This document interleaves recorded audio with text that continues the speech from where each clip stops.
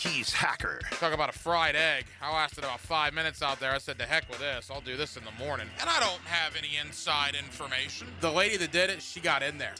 She made it happen. And he doesn't shy away from opinion. And I do enjoy drinking cold beer at ballparks. So if that makes me a baseball fan, then I'm a diehard baseball fan.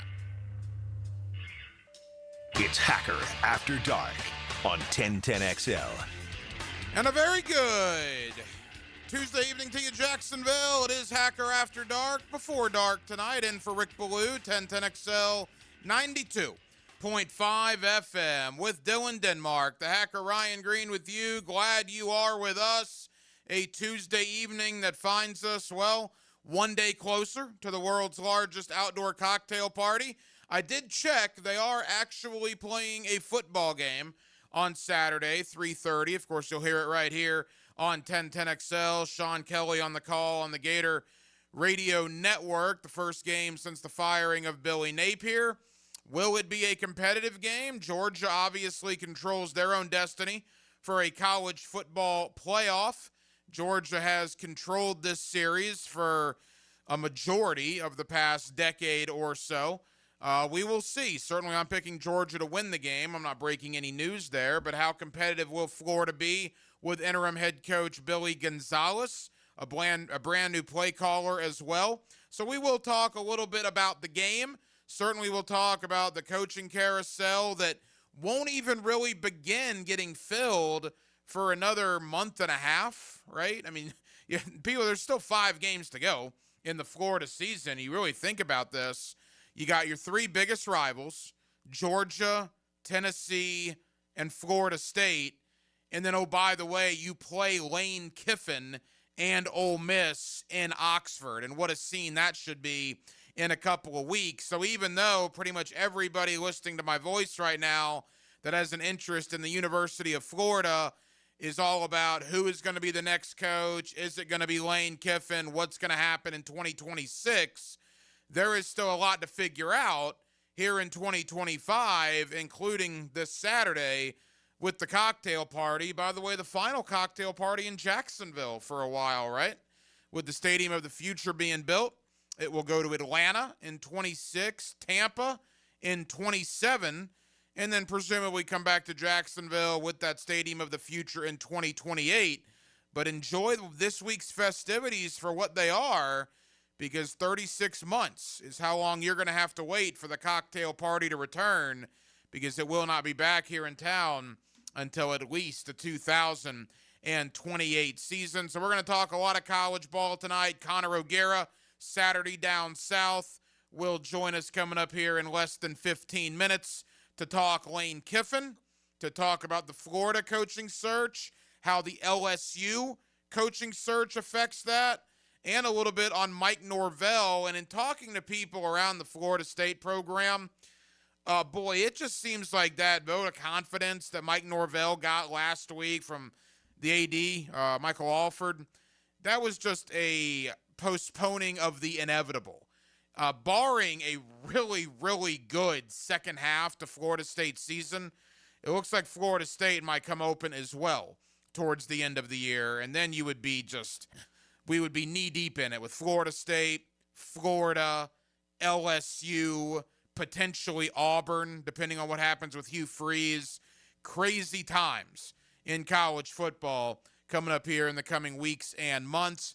And we will get into the Jaguars back on the field Sunday in Las Vegas. They will be down at the Miller Electric Center tomorrow. I'll actually be down in the Jaguar locker room tomorrow to do some one-on-one conversations as the guys prepare for a big game, right? It's a big, big game, 4-3 right now, but it almost feels like the season has kind of topped out. And I know how every Jaguar fan felt watching that Seahawks game, how every Jaguar fan felt watching certainly the Rams game in London. It was, here we go again. I've seen this song and dance before. And I was right there with you. You get your hopes up after 4-1. You come tumbling back down to planet Earth.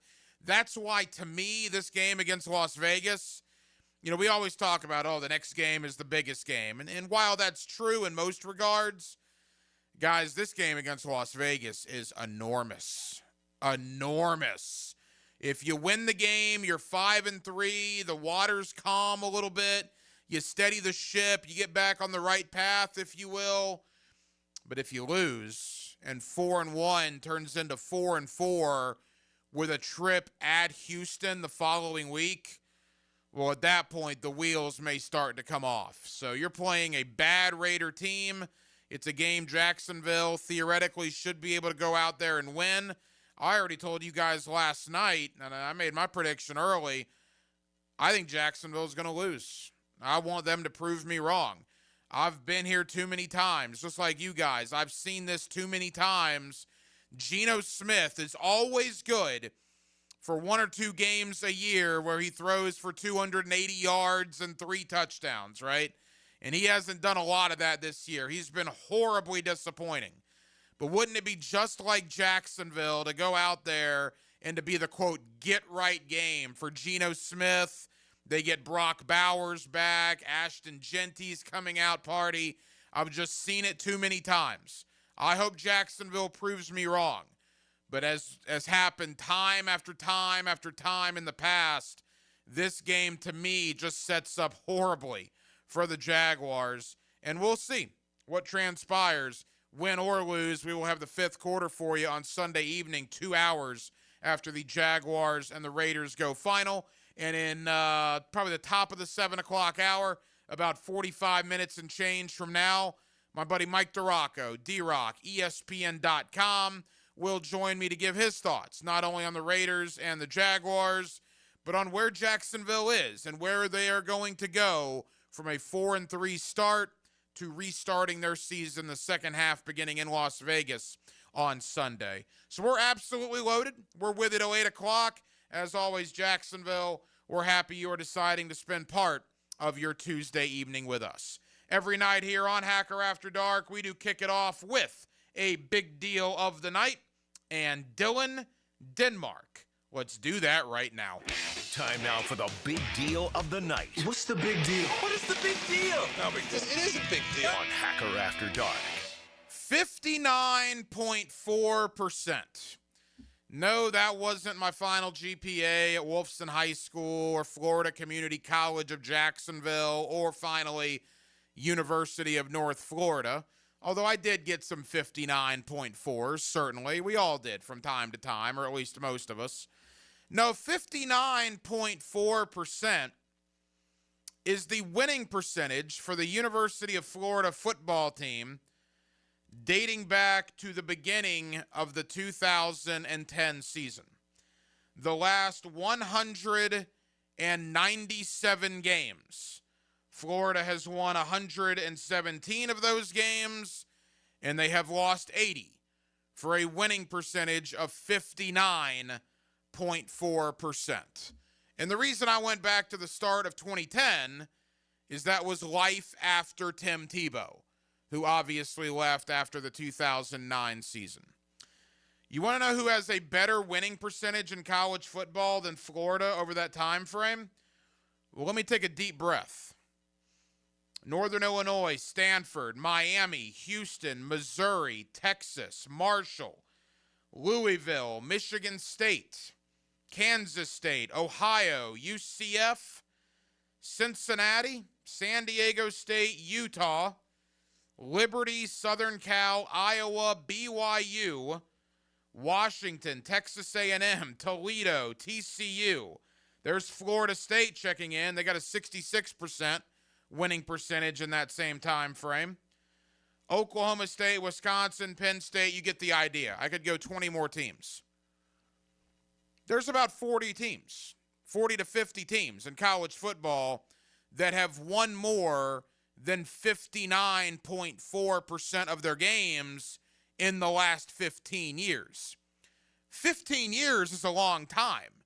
You know, we talk about a sample size. What's the sample size in the last year or the last 2 years? No. Think about where you were in life. September of 2010. I turned 42 tomorrow. That would have made me 27 years old. That is a long time. And in that time frame, Florida has won 59% of their games.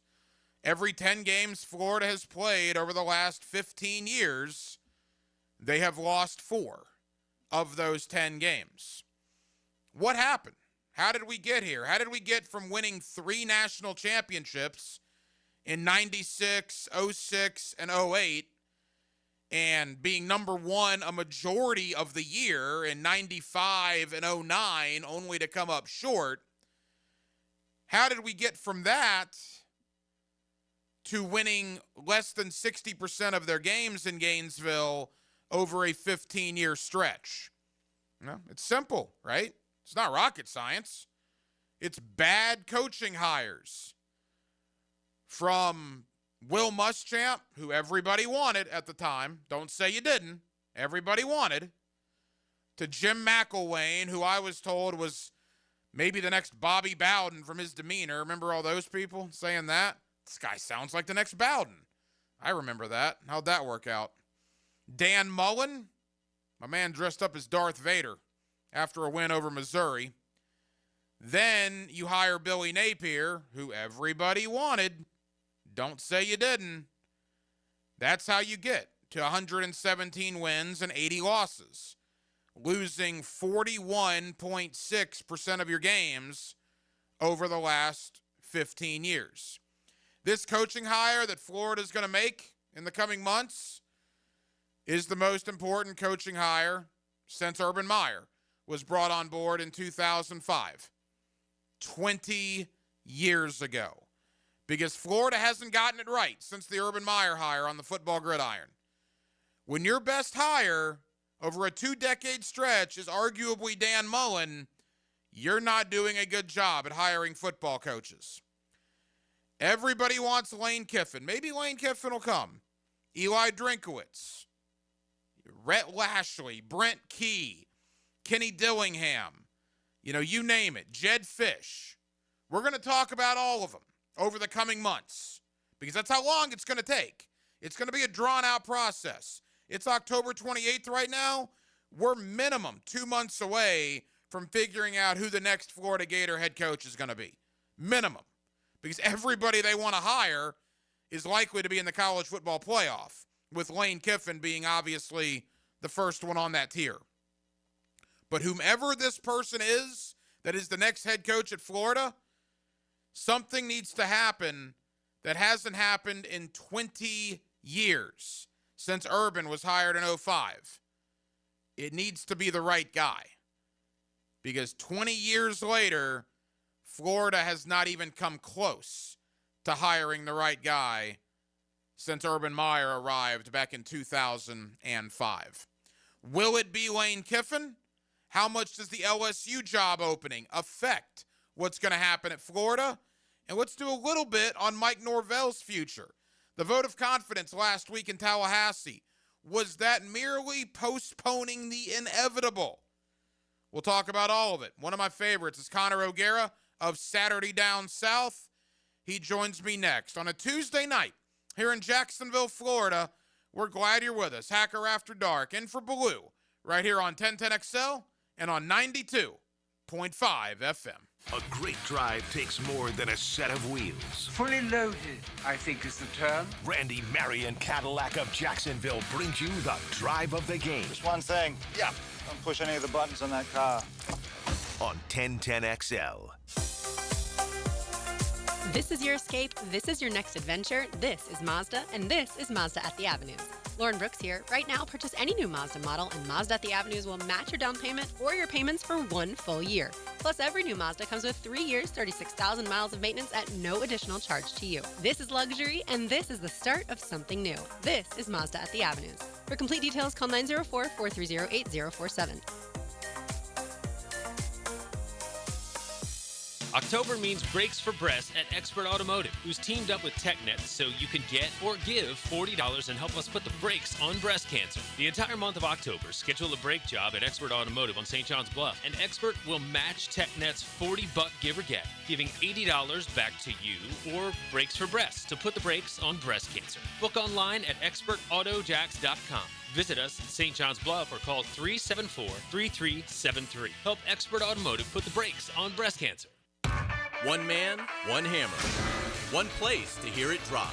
Hammer Time with Hayes, weekdays on The Frangie Show. On 1010XL, driven by Kia on Atlantic. Southside Kia is now Kia on Atlantic.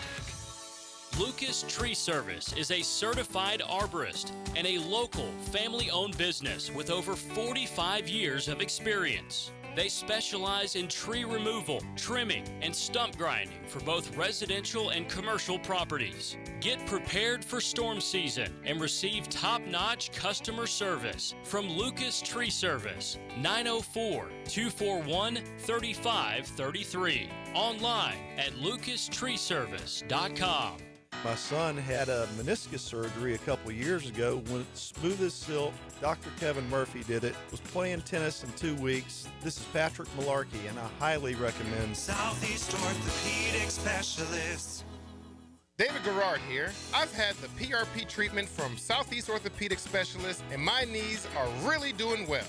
Platelet-rich plasma treatment may be the answer for whatever is hurting you. Southeast Orthopedic Specialists. Frank Frangie here for Coyle & Sons Fencing. Jacksonville is full of memorable sports moments. Remember the 2017 AFC Championship game when Miles Jack wasn't down? You know what else isn't down? Fences installed by Coyle. Their fences have been standing tall here in Jacksonville for nearly a century. Since 1927, Coyle has been the fencing leader in Northeast Florida. If you're in the market for a new fence, I recommend calling Coyle & Sons today at 904-356-4821. CoyleJacks.com. That's C-O-Y-L-E Jacks.com. Coyle Fencing, proud partner of the Jacksonville Jaguars. Brackish Vodka, the spirit of the sportsman and proud partner of the Jaguars, is now available at the Fresh Market Spirits and Wine. The Fresh Market Spirits and Wine is a new adult beverage store offering spirits, wine, beer, and accessories at A1A North in Ponte Vedra, a first-of-its-kind destination for thoughtfully curated spirits, wine, and beer as only the Fresh Market can. And now, you can get Brackish Vodka at the Fresh Market. Brackish Vodka, for whatever your sport is. Proud partner of the Jaguars. Hi folks, Jason Parker here with Performance Painting. Ever wonder what to do with leftover paint that you don't want? Here's a few options. Paint can be placed in the regular trash if it's dry. Simply stir in kitty litter to a thick consistency. Then wait a few days with the lid off till it dries. Also, if the paint is good, there's many charities or churches that would love to have it. If you'd like more tips or have a project, we'd love to help. Go to performance-painting.com. Performance Painting, repair, protect, preserve. Performance Painting. Jacksonville Hickens calling it. Checkmate Coatings, my MVP. Tough, slick floors that dominate any space.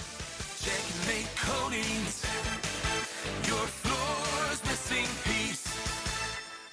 If you're making plans to see our home team in Nashville against the Titans in November, go to 1010XL.com and click the Omni Nashville banner for the 1010XL special rate, only for 1010XL listeners. That's the Omni Nashville banner on the 1010XL website. 1010XL, presented by Farrah & Farrah, exclusive injury law firm of the Jacksonville Jaguars. When it's game time, Farrah doesn't flinch. Now, another great guest on the Checkmate Coatings phone line. Hello. Your floor's missing piece. Back here on 1010XL at 92.5 FM in the city of Jacksonville. We are glad you are with us. Florida, Georgia, the world's largest outdoor cocktail party, Saturday, 3:30. Of course, you'll hear the game right here on 1010XL, the final cocktail party in Jacksonville for a couple of years, right? Stadium of the Future being built. It will go to Atlanta in 2026, Tampa in 2027, before presumably coming back here to Jacksonville in 2028. For the Georgia Bulldogs, they control their own destiny for a college football playoff. And for the Florida Gators, well, it's the first game after the firing of Billy Napier. Let's talk about all of it with one of our favorites, Connor O'Gara. Saturday Down South is where you find his terrific work, and Connor's always kind enough to join us here on 1010XL. Connor, how you doing, man? Doing well, glad to be joining you amidst these very interesting circumstances that, look, I think a lot of people would have predicted, Billy Napier's going to get fired this year, but the first game of the post Billy Napier era coming in the world's largest outdoor cocktail party. That kind of feels like a defining way to describe this Florida season in 2025. Yeah, no doubt. And ironically enough, you forget that Florida actually won a game their last time out. You forget they actually beat Mississippi State heading into this contest. Like you said, Connor, it's the first game since Billy Napier's dismissal. And as you can imagine, all the talk here, I say it's LKS. It's Lane Kiffin syndrome, man. That's all any Gator fan wants to talk about. Before we talk about the LSU opening and how that might affect things, just your overall thoughts on Florida as a job and how appealing it might be to either Kiffin or whomever else the candidates would be.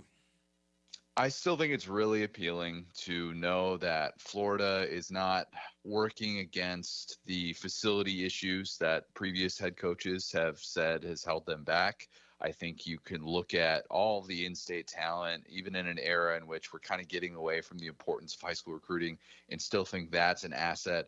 I still think you can look at a game that I was at a few weeks ago against Texas and watch a Florida team that knew it wasn't going to the college football playoff, knew it wasn't competing for an SEC championship, still have that type of atmosphere that can will you to a top 10 victory. I think those things matter, and I still think that it's a place where you can win national championships. Now, it's also a place in which obviously you haven't had a coach get to year 5 in the post Urban Meyer era, and there's clearly a national championship standard that has been held against coaches that have not achieved that level of success. And so what does that mean if you're an incoming coach? Is it a place where coaches go to die? It's been that for the vast majority of the last, post Spurrier era, but it's still a place in which you can have a ton of success, and that's going to be attractive. It's going to covet some big time names, and Florida fans right now have basically said it's Lane Kiffin or bust. Is it really Lane Kiffin or bust? We're going to find out, but I do think that this search is going to have probably a wide variety of twists and turns. You mentioned Lane Kiffin. That's who everybody around here, Connor, wants, as you can imagine. Then all of a sudden, Brian Kelly is shown the door in Baton Rouge on Sunday, fake accent and all. He is out of the LSU job. How much does that complicate what Florida fans want to ultimately happen with Lane Kiffin coming to Gainesville? Yeah, it definitely does. You can say, well, Lane Kiffin, he's got the Florida ties. He spent that time at FAU. He'd like to be as close to the water as possible. I don't really know if that's going to make or break how he feels about the Florida job versus the LSU job, or if that's the case for any other candidate. I would say the LSU job has slightly more working in its favor than the Florida job. Maybe that's a controversial opinion. I realize that Florida still, when it comes to the high school talent, still has LSU outkicked. But I still think that when you've seen that Brian Kelly's the first coach in 30 years to leave LSU without a national championship, that's probably working in your favor more so than the stat that I just brought up about the coaches in the post-Urban Meyer era. And so I would still look at that and go, well, if I'm a potential coach on the move, where would be one of the toughest places in college football to turn down?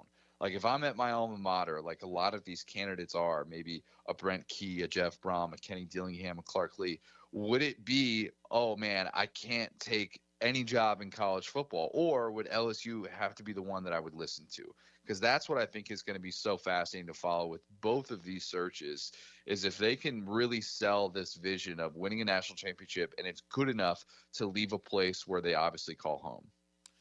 Connor, when it comes to Florida, we know about the Lane Kiffin phenomenon. You mentioned it's Lane Kiffin or bust. It appears like that on the surface, although I think as the further we get along in this thing, more names will begin to come to the surface as well. And one of those is Eli Drinkowitz. I think Florida fans, some of them anyway, have begun to at least consider the idea that Kiffin won't come and Eli Drinkowitz may be a backup choice. What would your thoughts be on him? I'd be more okay with it than a lot of Florida fans would be. I mean, this is someone that is 27-7 since the start of 2023. He's got 2 home losses since the start of 2023. He has also done something very well that Billy Napier has not, and that is recruit in the portal. Their portal haul for this season is why they are at this place still with playoff life, albeit with the Bo Perbula injury. And they would have obviously been a much better spot if they had been able to win at Vandy. But still, this is a guy that's had consecutive double-digit win seasons, and you can say, well, that's not good enough at Florida. It wasn't good enough for Dan Mullen. The question is, well, if you added a little more gasoline to that fire, which Eli Drinkwitz would have at Florida compared to Mizzou, then all of a sudden are we talking about 11 win seasons and a guy that, can get under your skin and isn't afraid to kind of ruffle some feathers in the way that Spurrier was. Everybody seems to be saying you got to get back to Spurrier. Kiffin's your path to do that. Well, Drink isn't necessarily Steve Spurrier 2.0 in terms of swag, but he's got some of that to him. And you kind of need that chip on your shoulder if you're going to be in that job. Urban had it too, just in a different sort of way. So I realize it would not be Lane Kiffin. I'm not saying he's as good of a candidate as Lane Kiffin, but I think Florida could do a whole lot worse than Eli Drinkwitz. Connor O'Gara, SaturdayDownSouth.com. Connor, if I get Kiffin and Drinkwitz, if I give you the field, I'm going to be pretty confident that I'm going to have the next Gator coach. But for the sake of the argument, let's say it's neither Kiffin nor Drinkwitz. I'm a huge fan of Brent Key. I don't know why he's not being talked about more here. I do agree that it might be hard to get him away from his alma mater. Outside of Kiffin and Drinkwitz, where else do you think Florida would turn? I think Jed Fish would be a place that they would turn. I think that having the Florida ties, obviously being a grad assistant during the Spurrier era, someone that is now on to his second power conference head coaching job, I think he would have a lot of appeal. And if alignment is everything in this day and age, you don't necessarily have to sell that vision. That's somebody that has a background as an offensive play caller that would check a lot of boxes for Florida. The box that he wouldn't check, though, is the program builder. The rotating door of coaches. You can't necessarily look at Jed Fish and say that automatically stops when this is someone who's had one job longer than 3 years since 2007, I believe is the stat. And, this is someone that has not necessarily been, or he hasn't had a job last longer than 3 years since 2007. That's what it was. This is not someone that has been at like a 6-7 year type of head coach. And so if we're talking about long-term and how important this hire is, he might do some things early on that are going to help you, but I don't know if it does things in the long term. So I think he could be a place that they could go, but I agree. I think Brent Key would make a ton of sense. And like Neil Blackman suggested that he was at the top of Scott Strickland's list, this ongoing list that you think that an athletic director like Strickland has going, and that Brent Key would really make a lot of sense, especially with how well he's performed against Kirby Smart. And I had Florida fans that like push back on that. I'm going, what are you looking at? Like Brent Key's a tremendous coach. They're undefeated right now and set up really well to have a long run. But maybe the question is going to be, can they get a playoff bound coach like a Brent Key, like a Lane Kiffin, if those two coaches are indeed going to the college football playoff this year? So again, lots of twists and turns. It feels like we have ahead with this vacancy. We'll get to the game in a moment. Final moments with Connor O'Gara. Understanding the contract issue out there could be a hindrance both for or against the university. But what about Lincoln Riley? Do you get the sense Lincoln Riley might throw his name into the hat at either LSU or Florida? Why? I mean, why? At this point, I don't think he would have the type of pull to get those jobs. I think if he's leaving USC, anyone should look at that and go, what? Why would you want to sign up for that experience? To me, like, I think he would be more likely to go to try and test the waters at the NFL level if he were going to be leaving USC. Maybe he's going to throw his name into the ring and he's going to try and see how much do they love me here at USC, even though they basically gave me a blank check.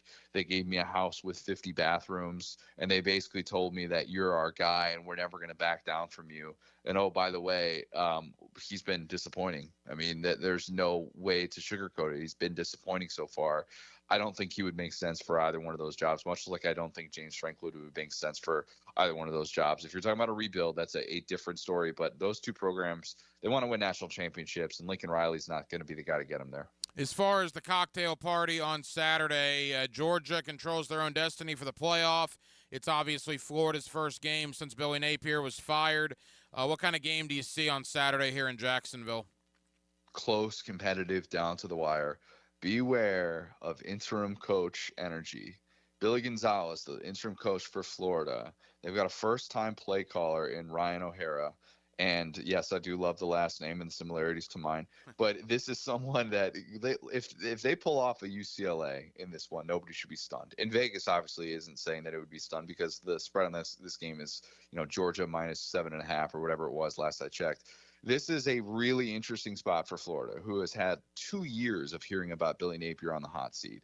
And what does it look like all of a sudden? Yes, without their offensive play caller, but without that burden and knowing that they can just play spoiler in this game against Georgia, where last year this was a good competitive football game that Georgia needed to fight to be able to win tooth and nail against Aiden Warner, the Yale transfer post DJ Lagway injury. And he went down when Florida had a lead in this game, and Carson Beck couldn't stop throwing interceptions. So I do think that Georgia is ultimately going to find a way to win. Gunnar Stockton has shown that he can make these plays down the stretch when Georgia is facing a deficit. But I think it's going to be a good, close 60-minute game in which we're reminded interim coaches, man, they're playing with house money, and they are more than capable of playing in competitive football games.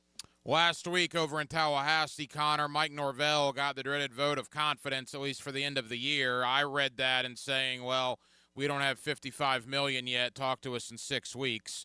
I still think Norvell's probably in trouble, barring a really good second half of the year. They got to be careful on Saturday. Wake Forest is 5-2.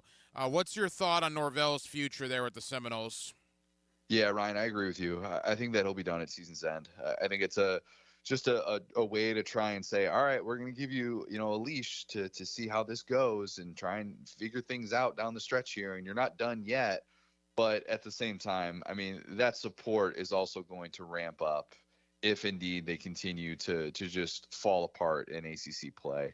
And that almost felt like a cry to the Florida State boosters, to those who want to finance such a thing of, hey, look, we're not really in a position where we want to make this move right now. We're not going to do what Penn State did. We're not going to do what LSU did. And I realize the vote of confidence came before LSU, but still, I do think this is going to happen at the end of the regular season. They just can't find a way to be able to win these very winnable games. And they're sitting right there. And I know that you can say, oh, we're so close, but you hear that over at Auburn, too, with Hugh Freeze. All of a sudden, like, oh, you win one game, or is that going to really show you that you're the guy long term? No, that's just not the way that these things typically work. I think that the hay is kind of in the barn with that one. It's just a matter of time, and it's going to be a matter of getting that funding by the end of the regular season. Connor, final question. Florida, LSU, Penn State, Arkansas, Virginia Tech are already open. You think Florida State's going to come open? I do, too. I think Auburn, Kentucky as well. I mean, this is nuts, right? Is this just the world we live in college football now, that this many coaching changes can happen in one season? Yes, and I'm old enough to remember when people last year were incorrectly saying that rev sharing was going to prevent teams from paying big buyouts and firing head coaches. And, because we didn't have an 8-figure buyout that was paid, it was Ryan Walters and Neil Brown got the two most expensive buyouts in college football, and they weren't even $10 million. And now you're looking up at these buyouts, and if it's not at least $15 million, you're kind of feeling like it's a deal. I mean, that's kind of where we're at with all this. Yeah, it was always going to be a crazy coaching carousel. And you talk to people before the season in the business and around the business, and there was a consensus feeling of, man, there are going to be a lot of jobs available for the latter half of the decade because, yes, it takes a lot of money to field a roster, but you're also losing so much money if you have empty stands. And there is so much emphasis now on football to do the heavy lifting. And so leashes are shorter than ever. It was always going to be like this. And the question is whether or not these candidates that they're going to be getting, with all these big buyouts being paid, are going to satisfy the fan base. And it does feel like we're at a very weird place in college football right now, where there aren't good enough big time candidates to be able to satisfy the high price that's being paid to hire and fire these coaches. Connor, tell the good folks here in Jacksonville, man, Saturday Down South and where they can find your work. Yeah, appreciate that. SaturdayDownSouth.com. We'll have a ton of coverage. Cocktail party related leading up to it. Obviously recapping it. Saturday Down South podcast. Just had our mutual friend Chris Doring on. That episode will drop Wednesday afternoon. We'll talk all things cocktail party as well. Future of Florida with him. So, yeah, a lot of great stuff coming down the pipeline. I always tell people you'd rather, spend an afternoon just, clicking around a free website related to all things college football than you would working. So SaturdayDownSouth.com is the best place to do that. He's one of our favorites, Connor O'Gara of Saturday Down South. Connor, I know you're busy. Thank you for the time. We'll talk again soon, pal. Sounds good. Appreciate it, man. Hi, I'm Amber Frangie. You know that other Frangie? Well, he's my dad. But I'm here to tell you about how much I appreciate the Awaken 180 weight loss program and how it's changed my life. Like a lot of folks, I let myself go a little. Not proud of that, but it happens. And I wasn't sure what to do. I've tried a lot of other weight loss programs, but they just didn't work. Not like Awaken 180. Can you believe I've lost 70 pounds in less than 4 months? With Awaken 180, there's no medication, no shots, and no side effects. And best of all, really fast results. You eat the food that's provided, and it's really good food. You work with a coach on a regular basis who guides you through the whole process. I'm never hungry. In fact, I never feel like I'm sacrificing anything. Just living a totally normal life. That's my new normal. And now, in October, they're offering free consultations. So there's no reason not to call them and learn more. Call them at 844-346-1800, or you can visit awaken180.com. It really has changed my life, and I bet it'll change yours too. That's Awaken 180. Hey, Duval, here's your chance to be face-to-face with the Jags as they take the field on game day. Jump in the shadows and experience the Jaguars like never before. Enter today at everbank.com/shadows for your chance to be part of the action. No purchase necessary to enter or win. Open to legal residents of the 50 United States and D.C., 18 and older. Entry periods for the sweepstakes are from 8/4/25 to 12/21/25. For official rules and complete details, visit everbank.com/shadows. Sponsor and administrator, Everbank, N.A. member FDIC. DivorceMenOnly.com. This is Kenny Lay of Kenny Lay & Associates. Our firm specializes in representing men in family law. That's all we do. That's our only focus. We can help with all of your family law needs, such as divorce, custody, alimony, and child support. For over a decade, we have helped thousands of men with these types of issues. We even have an appellate division ready to challenge a judge's ruling. If you need a family law attorney, go to DivorceMenOnly.com. DivorceMenOnly.com. Offices, Jacksonville. It's holiday season and it's not too late to find the perfect spot to celebrate with your team. Fourscore is a place that brings the energy, where great food, craft drinks, and unreal vibes meet cutting-edge full-swing simulators. Don't play golf? Do not worry. With over 40 interactive games, Fourscore has something that everyone will enjoy. Perfect for company outings, birthdays, and even private events that go beyond the ordinary. With locations in historic San Marco and centrally located Gate Parkway, Fourscore is ready to make your next celebration unforgettable. Hit the easy button and book your event today at fourscoregolf.com. Are you an experienced chiller technician and looking for a role where your skills are truly valued? It's time to make the move to Local 234, plumbers, pipe fitters, and HVAC technicians. You'll get top pay, comprehensive health and welfare benefits for your family, and a pension that doesn't come out of your pocket. Join the team that's got your back. Local 234, proud partner of the Jacksonville Jaguars. Visit UA234.com to send your resume today. Equal opportunity employer. What if you could pull up to $500,000 in cash out of your home and drop your mortgage rate to 4.99% APR? Hey, Prosper here, and right now at Loan Pronto, they've got the lowest rates in 3 years. With Loan Pronto's rapid equity loan, you can get your cash in as little as 3 days, pay off all those high-interest credit cards, and even skip your next 2 house payments. One client just got $300,000 approved in under 24 hours. Paid off their debt, paid off 2 car loans, saved $2,100 a month. One call, life change. There's no wait, no hard credit pull. You probably won't need an appraisal. Just fast, easy cash from your home's equity. Rates at a 3-year low. Act now. Call 914-999-1508 or visit loanpronto.com for your free instant home appraisal. See how much cash you can get today. Call 914-999-1508. See how much cash you can get today. You can also visit loanpronto.com. Equal housing lender, NMLS 16617881. On approved credit, visit NMLSconsumeraccess.org. 1010XL, presented by Farah and Farah, exclusive injury law firm of the Jacksonville Jaguars. Focused, fueled, fearless, Farah.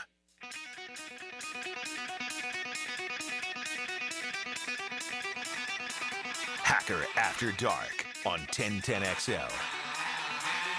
Yes, it is. Glad you're with us on a Tuesday. 1010XL, 92.5 FM. Again, thank you to Connor O'Gara of SaturdayDownSouth.com. We will shift gears to the Jacksonville Jaguars coming up in just a moment. They will be at the Miller Electric Center tomorrow as preparations continue for the Las Vegas Raiders.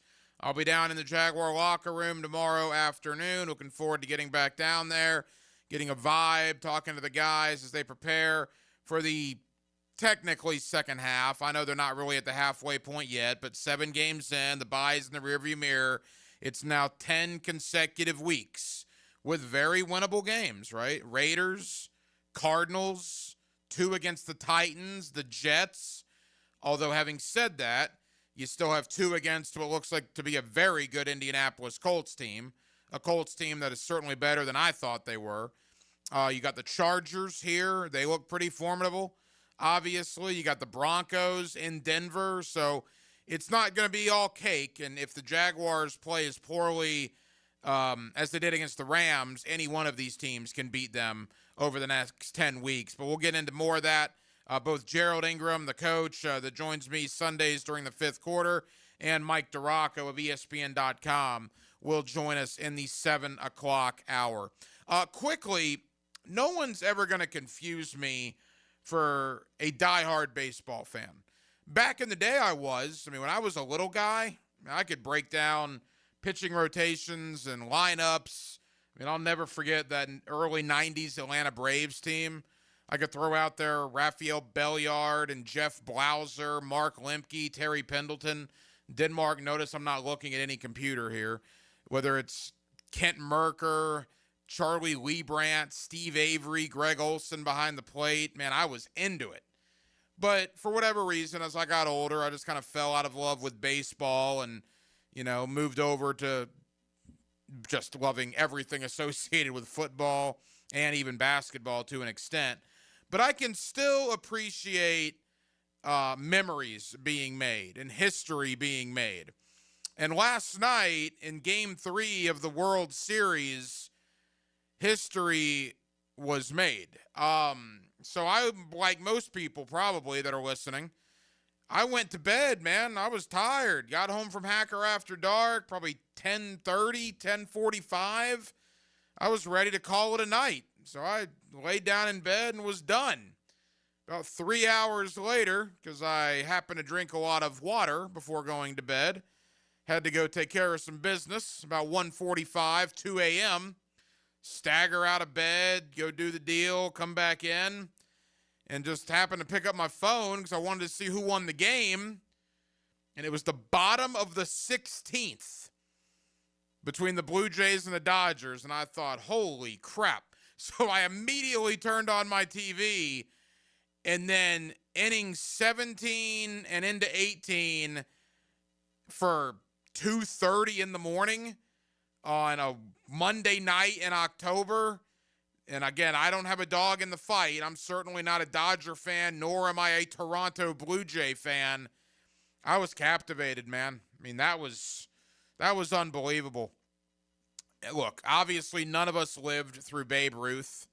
None of us, or quite a lot of us, did not live through the great baseball players, of decades and decades ago. You hear stories about them, right? You hear videos, you watch videos about them. You see movies being made about them. But we couldn't appreciate it because we didn't watch it in real time. This Shohei Ohtani, Cat, is unlike anything I've ever seen. Denmark, you're admittedly a little bit more of a baseball fan than I am, baseball person than I am. I know this. You get on base 9 times in a World Series game, that'll never be topped, right? That'll be a record 100 years from now. No one's ever going to get on base 9 different times in a World Series game.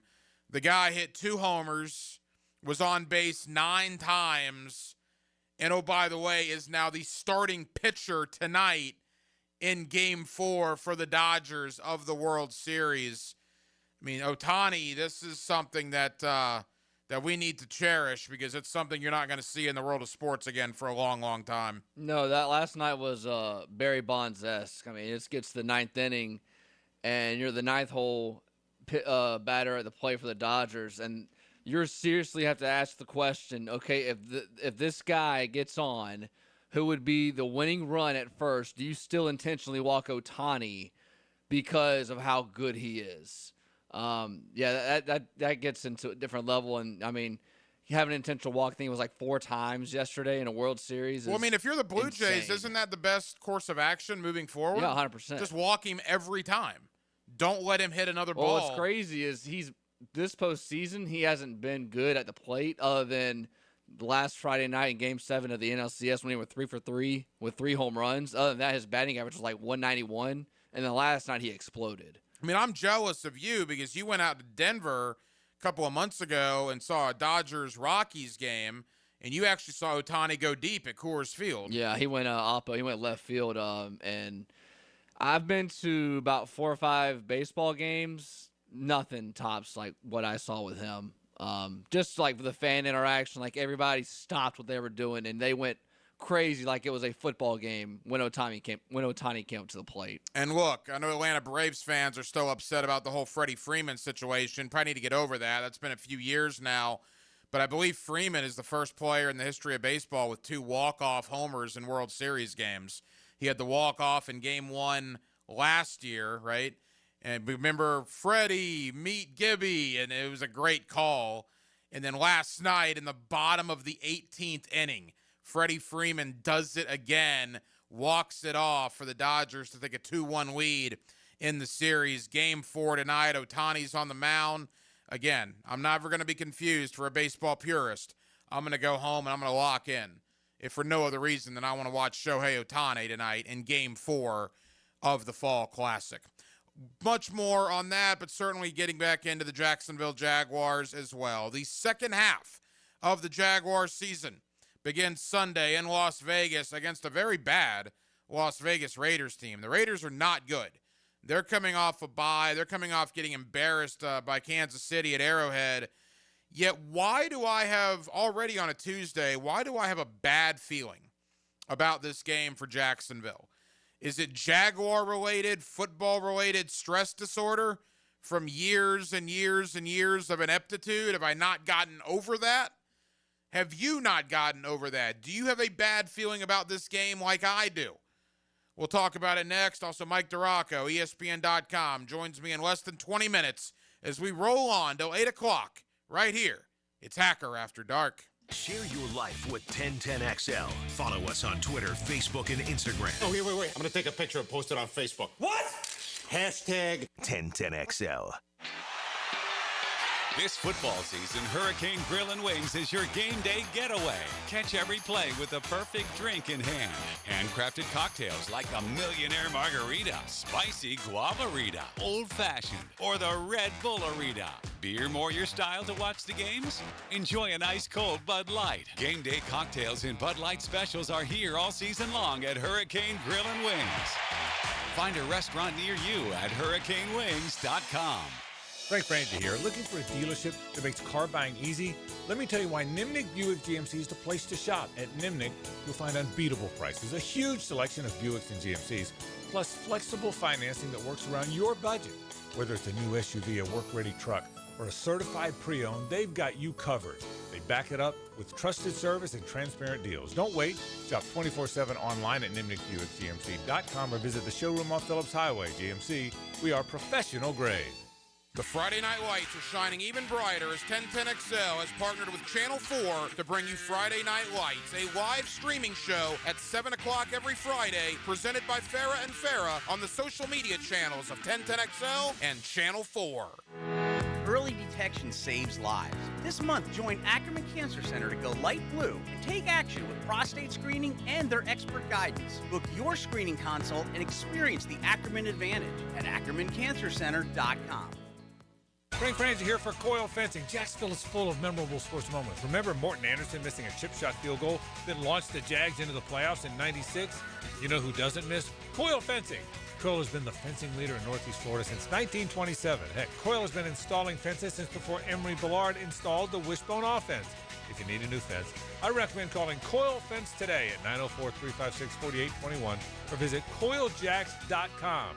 Coil Fencing, proud partner of the Jacksonville Jaguars. Fall is here. The air is crisp. Football is on, and the perfect backyard atmosphere starts with a high-quality fireplace from CSS Fireplaces and Outdoor Living. Hey, it's Joe C. Imagine nights by the fire, cheering on your team, surrounded by friends and family. CSS can transform your outdoor space into the ultimate game day destination. Stylish, warm, and built for memories. With several wood, gas, and electric options, let CSS make your backyard the best seat in the house. Visit CSSFireplaces.com. Hey, it's Frank Frangie. Business owners, listen up. If your plumbing or AC company keeps giving you the runaround, it's time to cut them loose. Call my friends at Duck Duck Rooter. They already partner with some of the biggest commercial operations in Northeast Florida, like the Jaguars and station operations. Their office team makes invoicing a breeze, and their field techs, top-notch pros. Make the switch today. Duck Duck Rooter, a proud partner of the Jacksonville Jaguars. Call 904-862-6769. 904-862-6769. Tell them Frank sent you.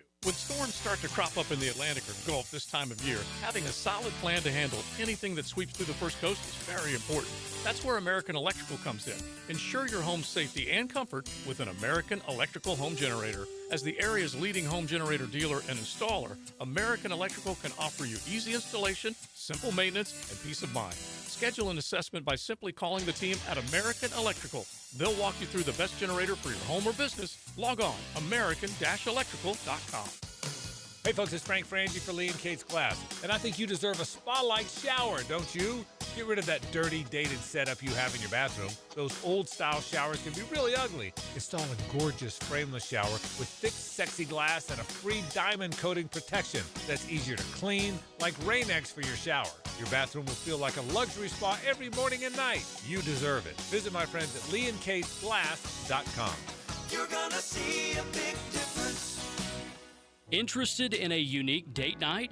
Gibby here. I took my wife Nikki to Wick a Candle Bar. She made her own custom candle right there in the store. Shop local at Wick a Candle Bar. Locations in San Marco and Jax Beach. 1010XL, presented by Farah and Farah, exclusive injury law firm of the Jacksonville Jaguars. Still, present, ready. Farah doesn't flinch. Hacker After Dark on 1010XL. Glad you're with us. Hacker After Dark, in for Blue till 8 o'clock tonight, 1010XL and 92.5 FM. Mike DeRocco, ESPN.com. We'll have D-Rock joining us coming up here in less than 10 minutes. I'm old enough to remember the Jacksonville Jaguars just absolutely putting a number on the Carolina Panthers, right? Travis Etienne, a 71-yard touchdown run, 3 forced turnovers. Jacksonville, dominating performance over Carolina. And then Jacksonville gets revenge on the Houston Texans, holds them to 10 points. Remember the great Brian Thomas Jr. catch to set up the game-winning touchdown from Travis Etienne there with under 2 minutes to go in the fourth quarter. Then Jacksonville goes out to San Francisco, wins only their 5th time ever in the Pacific time zone, 26-21. And then finally, 22 days ago, how life comes at you pretty quick, right? 22 days ago at Everbank Stadium, the Jaguars get a 99-yard interception return from Devin Lloyd. Mahomes does his thing, takes the lead, only to see Trevor Lawrence and the Jaguars drive down the field. Trevor fall down inside the 5-yard line, but have the presence of mind to get up, run into the end zone with 30 seconds to go, and knock off Kansas City for the first time in 16 years, of course, meaning the first time the Jaguars have ever beat Patrick Mahomes. That was 22 days ago. Might as well be 22 years ago with the way the last 2 weeks have gone, right? Woe is me, man. The dread of covering the Jaguars or, like you, supporting the Jaguars. We've seen this before. We've been to this song and dance before. Just when you get your hopes up. Just when you become 8-3 in 2023. Or just when you become 8-5 in 2010. Or just when you become 4-1 in 2025. And boom, the wheels come out. We've all been here. We've all seen this. It's like a horrible franchise, horrible sequels, time after time after time. Hopes up, hopes shattered very quickly. And in the last 22 days, since that win over Kansas City, let's take stock. Well, the Jaguars lose to Seattle by giving up 7 sacks. Seattle was like 1 of 12 on third down, and it didn't matter because the offense did less than nothing in that game. And then you go to Wembley Stadium in London because sports science told you to go spend 6 days over there. Not sure if I would do that again next year because you were obliterated by the Rams 35-7, a game that probably wasn't even that close. And now here we all are thinking, oh no, here we go again. That's why to me this game against Las Vegas on Sunday is the most important regular season game the Jaguars have played in probably 2 years. Because if you win on Sunday, then you all take a deep breath. The collective we takes a deep breath, 5-3. All right. It's not the same old, same old. If you lose on Sunday and you go from 4-1 to 4-4, oh boy. Gigantic game in Las Vegas. Let's preview it. Let's talk about the 4-3 Jaguars. And let's do it with my buddy Mike DeRocco. D-Rock, ESPN.com, joins me next. Halftime, Hacker After Dark. 1 hour down, 1 hour to go. Jacksonville will take you up till 8 o'clock. We're glad you're with us right here. It's 1010XL, and it's 92.5 FM. Post-game Monday is like digesting a huge day of football. Let's do this. Expert analysis of Sunday's game all day. It's not great. It's fantastic. Sink your teeth into Dandy Foods Post-game Monday. So delicious. On 1010XL. Big number one Duval Ford is trusted by Duval families, Duval businesses, and law enforcement across Florida. We're Jacksonville's largest Ford dealer by new Ford sales with the biggest service facility to keep everything in your driveway and in your fleet on the road. Shop Big number one Duval Ford on Cassett Avenue for our low prices and nationally recognized service-first experience. Big number one Duval Ford, proudly serving North Florida since 1916.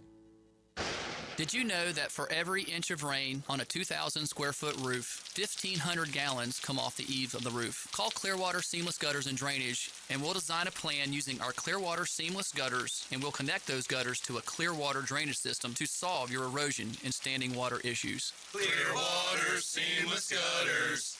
We can't sing a lick, but we sure are good at gutters. And drainage, too. SeamlessGuttersJacksonville.com.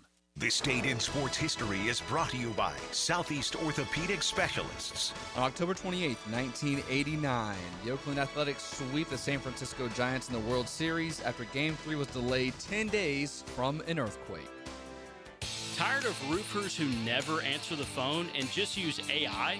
I'm Morgan Conley, the People's Roofer. I answer every call. No robots, no runaround. I'm born here, built here, staying here. Visit MorganConleyRoofing.org. The flagship station of the Jacksonville Jaguars. WJXL AM Jacksonville Beach. WJXL FM Jacksonville Beach. You waited forever for your new fence. Then, strangers show up. Subcontractors rushing the job. Sent by the company you trusted. Frustrating, right? Superior Fence and Rail promises better. Their professionally trained builders deliver quality you can trust. No subcontractors, no shortcuts. Just the superior craftsmanship your home deserves. When you're on the fence, about a fence, SuperiorFenceandRail.com.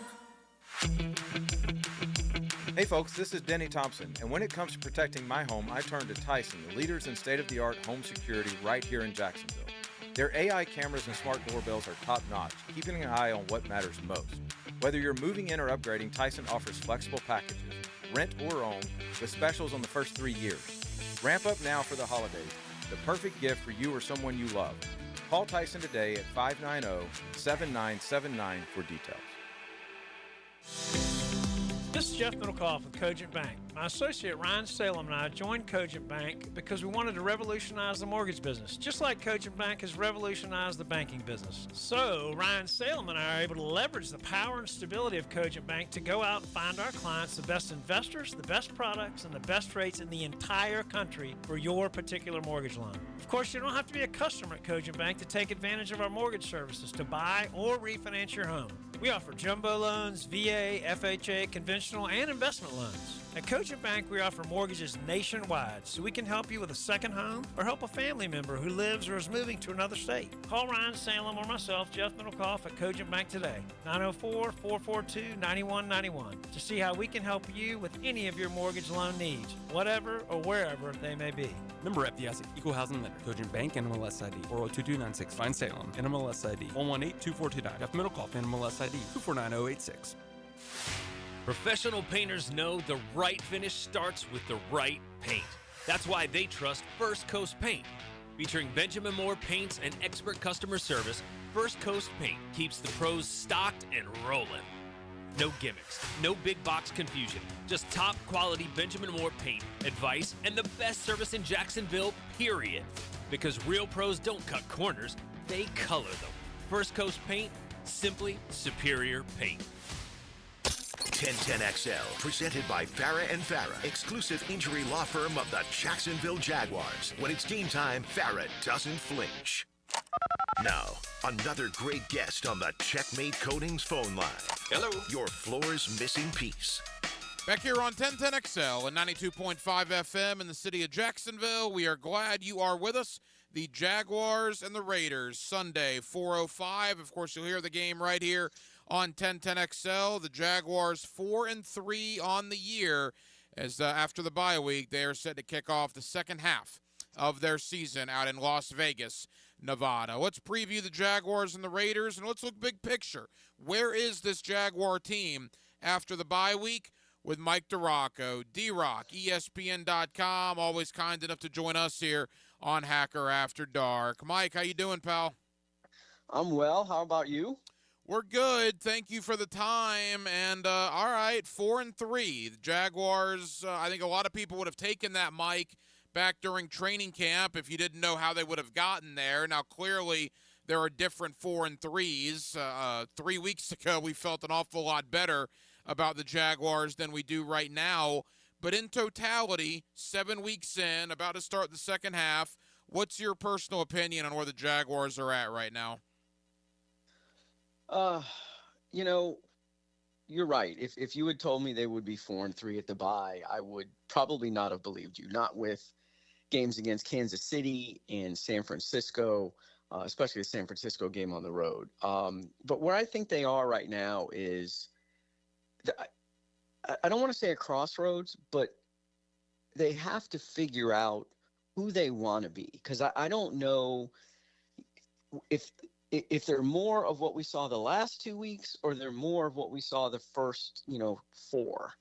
Because there's a huge difference in the physicality that they showed, the ability to run the ball, the ability to play from ahead, the ability to force turnovers. In what we've seen out of them the last 2 weeks. They got bullied and pushed around on both lines of scrimmage in the last 2 games. And, Liam Cohen said the other day, hey, look, I got to call more runs. We got to stick with the run. I got to run the ball more. It's what they do best. And that's sort of what they need to be. They need to go back and find that first 4 weeks and decide this is who we're going to be. And we're going to make our team identity this and not get away from it. And it's easier said than done because they've got to obviously be ahead in the games. They can't get down 3 touchdowns. And then, you've got to abandon the run and abandon that physical style of play. But I think that's who they really can be. What we saw the first 4 weeks is who they can be. And that's good enough to be competitive in December to make the playoffs. I mean, look, 4-3, it's not a terrible spot to be in, albeit you don't have a great feeling because of the last 2. And real quick, this has nothing to do with what's going to transpire over the next 10 games, Mike, but you've been covering the NFL for a while and just sports in general for a while. I'm blown away at the access the Jaguars are giving this fan base. I mean, to go inside a locker room after you lose 35-7, and hear what the coach says to the players, to go inside the team meeting room and hear what the message is after a blowout loss like that. Crazy the access the Jaguars are giving. Yeah, and it's even so for those of us that, have been in the media for a while. We don't see a lot of that. I can understand maybe fans not seeing it or not knowing some of the things that happen. But even those of us in the media don't get to see that. So it's a phenomenal, phenomenal chance to get an inside look at what they're doing and what Liam Cohen is thinking. Mike DeRocco, ESPN.com, with us here on 1010XL in Jacksonville. All right, Mike, offensively, there's plenty of blame to go around. The offensive line hasn't been very good the last couple of weeks. The wide receivers haven't been catching the ball the last couple of weeks, and pretty much everybody has been committing penalties the last couple of weeks. So wherever you want to begin, but clearly the offense the last 8 quarters has left a lot to be desired. Yeah, the penalties and stuff, that's concerning for sure, but a lot of that is stuff that is pre-snap, and you would think that they should be able to clean that up, and they were able to do that against Kansas City. But then you say, well, if they're able to do it, why don't they? That's a really good point that I don't have an answer for. The offensive line, there's been some, Patrick McCarry is banged up a little bit, but, they've been caught in some positions where they've got to throw it. I'm thinking specifically in the Rams game, and you've got to, when you're in that position and the defense knows what you're doing and it's a good defensive front, they're going to tee off. So 14 sacks in the last 2 games, unacceptable. So they've got to be better there.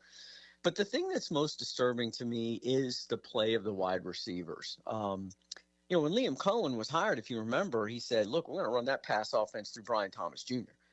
And they're 6 weeks in, and the realization is we can't run that offense through Brian Thomas Jr. I mean, he's listed in our ESPN's stats and information, or ESPN research group, as having 5 drops. They're probably a little bit more stringent on what they call a drop than I am, because, in my counts, I've got him at 8 or 9. You know what I mean? So now all of a sudden you're 6 weeks in and you've got to redirect. And, and Liam Cohen's talking about, well, we got to call more plays where Travis Hunter is the number 1 option. So that says to me, we're not in on Brian Thomas Jr. being a wide receiver 1. And how can you be after the way he's played? So now you have to reevaluate where you're going and what you want to do in that pass game. And doing that on the fly is not ideal. More reps for Travis Hunter on offense now. That's what we're going to see, and I think you're going to run that pass offense through Travis Hunter. But De'Ami Brown has really not given you anything. Parker Washington is just a guy, I think, at this point. Very, very good returner, but not giving you a ton on offense. So all of a sudden, now wide receiver becomes one of your biggest offseason needs when you really thought that was going to be a strength. So I think that's the biggest surprise for me. And look, there's plenty of blame to go around for this 2-game losing streak, and I hate to single this guy out, but you mentioned Brian Thomas Jr. Mike, that's weird, right, man? I mean, we're talking about a guy that had, 87 catches for 1,200 yards and 10 touchdowns. Everybody thought he was going to emerge into a top 10, dare I say a top 5 wide receiver in the league. And what a disappointing first 7 games. Can you put your finger on it as to why we got here? Well, the offense that they ran under Doug Peterson and Press Taylor didn't really require Brian Thomas to work the middle of the field. And this offense does. And we've seen some instances where he's appeared to shy away from some contact. So that's not good. He's never had the greatest hands. I think we overlooked some of the double catches last year because he caught so many balls and because he was so successful. I mean, he was 3rd in the league. The only 2 guys that had more receiving yards than him last year were Jamar Chase and Justin Jefferson. So that tells you how good of a year he had. But he's just not – I don't want to say he's not as confident, because he seems confident, but, you can't drop the easy ones. You can't. You just can't drop the easy ones. The 4th down against Cincinnati, the 3rd down against Seattle. I mean, those balls that are thrown – look, Trevor Lawrence is not ever going to be that 71, 72% completion guy. He's just not. I think we've seen enough to know that. So, yeah, do you have to make some difficult catches at times? Absolutely. But you're a receiver in the NFL. That's your job. But when that throw is right on the money, you can't drop that. And people see it on film. defenses know, hey, look, if he's going to come across the middle, we can maybe intimidate him a little bit. And until he shows that he's willing to go across the middle and take some pops, and until he shows that he can make contested catches and he can be relied on in critical situations on a regular basis, then I think, they're going to start looking towards Travis Hunter to do that. Brian Thomas Jr.'s fall, I don't want to say fall, but disappointing start is probably the one thing that came out of the blue for this franchise. Final moments, Mike DeRocco of ESPN.com. D-Rock, quickly to the defense. They got to figure out a way to affect the opposing quarterback, and Liam Cohen talked about that earlier this week. I'm not breaking any news here, but Stafford and basically Sam Darnold as well could do whatever they wanted the last 2 weeks. I understand Trayvon Walker is basically playing with one hand. I know the club is off, but there's still sort of a contraption on his wrist. Hines Allen's probably getting double-teamed as a result of that. But whether it's Armstead, Mason Smith, Agba, Smoot, Gardeck, those are the guys you got. I mean, that's the hand that's been dealt to this organization. I don't care how you do it, but Campanile's got to figure out a way to affect Geno Smith on Sunday. Yeah, because he'll throw it to you. Geno Smith will, for sure. And look, I get that Josh is getting double-teamed a ton, but teams double-team Myles Garrett and Aiden Hutchinson and TJ Watt a lot. You got to get through and you got to get home. That's the bottom line. He's one of the best in the league in terms of getting pressure, but to have just a half a sack 7 games into the season, that is just unacceptable. He has got to get home, and he knows this. He knows that he's got to start getting the quarterback on the ground. And yes, Trayvon Walker being healthy will help. But the bigger issue to me is Emmanuel Ogba's not really giving you anything. Dwan Smoot's been okay, but I think everybody here was expecting the Dwan Smoot of 2020, 2021 or whatever, when he's 5.5, 6 sacks each year, and it doesn't look like that's what he is at this point. Mason Smith has been a disappointment. Devon Hamilton has played well in spurts, but they're not getting any help. Josh isn't really getting any help, and especially from the interior of the defensive line. So I think they're already ranked 11th in blitz percentage. So they do blitz a decent amount, but they're going to have to do that more. And that, not having Devin Lloyd hurts a little bit too, because he is a pretty good blitzer or a pretty good pass rusher. And they were having success with him in that role. So maybe when he comes back and Trayvon Walker comes back from that wrist injury and is fully healthy and can use that hand, maybe things will get a little bit better. But they've got to find a way to get to the quarterback and get him on the ground and at least create some errant throws, because that's what happened in the first 4 or 5 games when those throws were flying all over the place, and they were able to get some of those interceptions. But rush and cover, as we always say, go together. So if the rush improves, the turnovers will probably improve. But you're right. That is who they have. You got to dance with the girl you brought to the dance, and they're not in great shape here. That's got to be another issue that they prioritize in the offseason, is finding someone else on the edge.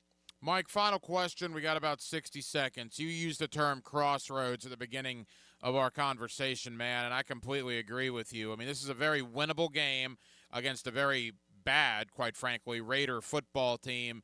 If you win the game, you're 5-3. The water's calm a little bit. You're kind of on the right path again.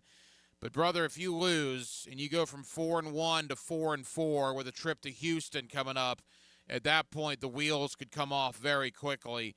I just think Sunday is an enormous game for this Jaguar football team. Yeah, I agree with you. Got to go out there and got to play well and win that game. Not necessarily just win it. I mean, great, winning the game will be fine, but you need to play well and win that game to get some confidence back. And, Houston on the road, the Texans are surging. So you got to start worrying about that. But then, obviously you've got 2 games against Indianapolis, a game against Denver, and a game against the Chargers in the remaining schedule there. I mean, we all look at the Jets game and the 2 against the Titans in Arizona, but it's not maybe as easy a schedule as we thought it would be. But they've got to win this week. And just to get a some confidence, get the feeling back that they had in the first four. Like, just remember the feeling that this team had after that Kansas City game, where it was like, oh man, this team's got something. Maybe they've got something. Well, right now the question is, oh man, does this team have anything? So you got to go out there and win that game. If they do, then I do think that, by the end of this season in December, they will be playing games that have playoff implications, not for other teams, but for them. I completely agree. And again, it starts Sunday in Las Vegas. Mike, tell the good folks here in Jacksonville, man, what you'll have coming out on ESPN.com as the game approaches. Yeah, working on a story. I'm Brian Thomas Jr. and, everything we kind of talked about here and where his head's at and, what the maybe second half of the season here looks like for him. Mike DeRocco, ESPN.com. D-Rock, I know you're busy. Thank you for the time. I'll see you down in the Jaguar locker room tomorrow. Absolutely. Thanks, Hack. Get more Gators And more Prosser and Hickett, unfiltered. football insight, analysis, and critique from your breakfast buddies on the Swamp Sessions podcast From Voodoo Brewing Company. right after every game. Streamed live on the 1010XL social channels. Driven by Atlantic Infinity. Rick Ballou here with a congratulations for John's Auto. They've been in business in Jacksonville for 40 years. That's right, going all the way back to 1985. Right now, they'd like to thank each and every one of you who's ever gotten their vehicle serviced at John's Auto. So, car, truck, or diesel, all makes, all models, whether it's a routine maintenance or a complete engine overhaul, go to John's Auto on Arlington Road, johnautomotivejacks.com. Jacksonville, are you ready? The college basketball season is tipping off soon with an epic in-state showdown. The defending national champions Florida Gators and the Miami Hurricanes go head-to-head in the Jacksonville Hoop Showdown. Be there Sunday, November 16th at VyStar Veterans Memorial Arena and witness this in-state rivalry live. Secure your seats now at Ticketmaster.com. It's Florida versus Miami right here at VyStar Veterans Memorial Arena, November 16th. Ticketmaster.com. You already know it's your main man E to the T here for Twin Peaks, home of the 29-degree draft. And with ball season here, make sure you're on the lookout for my instant reaction before, during, or after the game. All brought to you by Twin Peaks, home of the 29-degree drafts. Come on, somebody. The doctors at Southeast Orthopedic Specialists have resolved my hip and foot issues, and I'm back to training for the 2028 Olympics in LA. This is Garrett Scantling, and I highly recommend Southeast Orthopedic Specialists. This is David Garrard. Following my knee surgeries and recovery, I'm continuing to recommend Southeast Orthopedic to anyone who's experiencing orthopedic pain. Southeast Orthopedic Specialists. Tired of plumbers trying to sell you instead of help you? At Superior Plumbing and Pipelining, we do things differently. We hire real plumbers, not salesmen, and we never pay commission. That means no upselling, no pressure, and no unnecessary repairs. Just honest, expert work at a fair price. So the next time you need a plumber you can trust, make the superior choice and call Superior Plumbing and Pipelining, where quality comes first and honesty is standard. Superior Plumbing and Pipelining. No commissions, just solutions. Learn more at SuperiorPlumbingJacks.com. Awaken 180 weight loss. Awaken 180 weight loss. Hacker here for the best weight loss program that I've ever been on. The numbers speak for themselves. I lost over 100 pounds thanks to the great folks of Awaken 180. In fact, I just got another food order sent directly to my house earlier today, as a matter of fact. Delicious shakes. They also have soups, sloppy joes, eggs, pancakes. They got all sorts of stuff for you to choose from. The variety at Awaken 180 Weight Loss is absolutely unbelievable. They taste great. You really don't even know you're losing weight. The food is absolutely fantastic. And in the month of October, if you've been thinking about calling Awaken 180 Weight Loss, do it this month. You'll get a free consultation with the great folks of Awaken 180 Weight Loss. If you make the call in the month of October, a free consultation. 844-346-1800 or awaken180weightloss.com. Congrats to former Georgia defensive lineman Freddie Gilbert and running back Sony Michel's induction into the Georgia-Florida Hall of Fame, Friday, October 31st, presented by Miller Electric. To attend the luncheon ceremony, go to flgajacks.com/Hall of Fame. I love my propane company. They always answer when I call and give me great prices and fast service. Said no one ever. Until now. Need propane for your home or business? Seabreeze Propane is bringing the propane as North Florida's new local propane provider. Visit SeabreezeLP.com. Seabreeze Propane. We make propane cool, brother. Oh, yeah. Game days aren't the only win happening in the 904. Best of Bolt City named 904 Gutters with a Z the #1 seamless gutter company in Duval. Like the team's O-line protects their QB. Call the winning team at 904 Gutters with a Z to protect your home from the rain. 1010XL, presented by Farah and Farah, exclusive injury law firm of the Jacksonville Jaguars. Focused, fueled, fearless, Farah.